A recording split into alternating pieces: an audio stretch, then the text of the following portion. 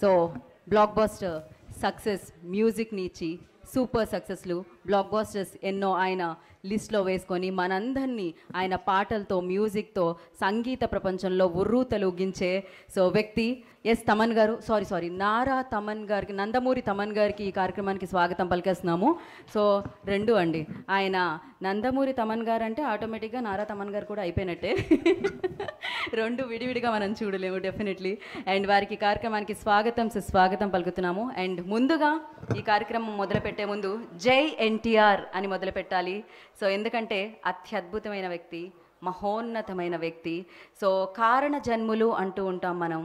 So ఆ కారణ జన్ముడు మన స్వర్గీయ నందమూరి తారక రామారావు గారు.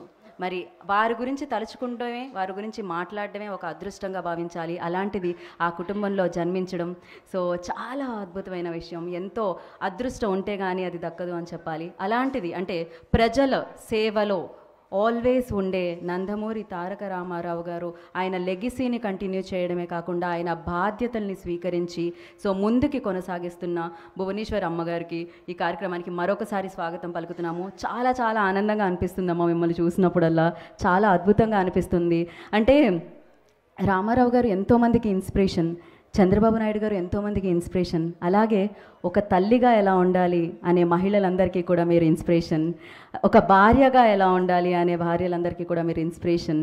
అండ్ అద్భుతమైన వ్యక్తి, చాలా తక్కువ మాట్లాడుతూ ఉంటారు. ఆ ఒక స్మైల్లోనే ఆ పాజిటివిటీ కనిపిస్తూ ఉంటుందన్నమాట.